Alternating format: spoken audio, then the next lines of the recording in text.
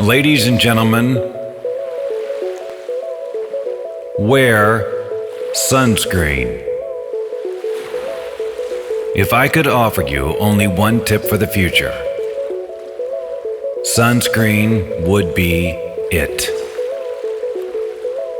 The long-term benefits of sunscreen have been proved by scientists, whereas the rest of my advice has no basis more reliable than my own meandering experience. I will dispense this advice now. Enjoy the power and beauty of your youth. Oh, never mind. You will not understand the power and beauty of your youth until they've faded. But trust me, in 20 years, you'll look back at photos of yourself and recall in a way you can't grasp now how much possibility lay before you and how fabulous you really looked. You are not as fat as you imagine.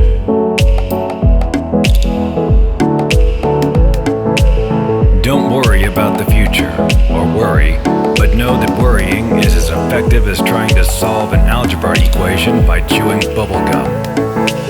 The real troubles in your life are apt to be things that never crossed your worried mind. The kind that blindside you at 4 p.m. on some idle Tuesday.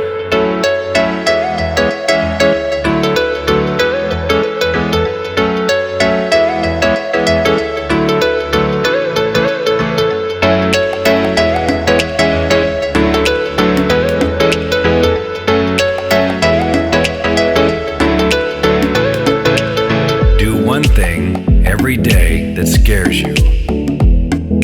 Don't be reckless with other people's hearts. Don't put up with people who are reckless with yours. Floss. Don't waste your time on jealousy. Sometimes you're ahead, sometimes you're behind. The race is long, and in the end, it's only with yourself. Remember compliments you receive. Forget the insults. If you succeed in doing this, tell me how. Keep your old love letters. Throw away your old bank statements. Stretch. Don't feel guilty if you don't know what you want to do with your life. The most interesting people I know didn't know at 22 what they wanted to do with their lives. Some of the most interesting 40-year-olds I know still don't. Get plenty of calcium. Be kind to your knees. You'll miss them when they're gone.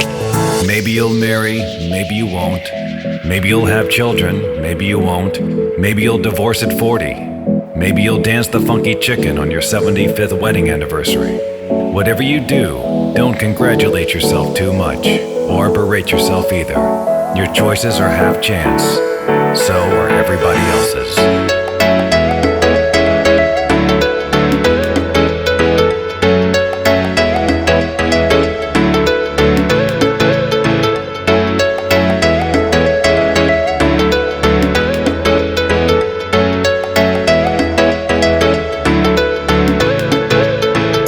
Enjoy your body. Use it every way you can. Don't be afraid of it or what other people think of it. It's the greatest instrument you'll ever own. Dance. Even if you have nowhere to do it but in your own living room. Read the directions, even if you don't follow them. Do not read beauty magazines. They will only make you feel ugly. Get to know your parents. You never know when they'll be gone for good. Be nice to your siblings. They're your best link to your past and the people most likely to stick with you in the future. Understand that friends come and go, but a precious few who should hold on. Work hard to bridge the gaps in geography and lifestyle, for as the older you get, the more you need the people you knew when you were young.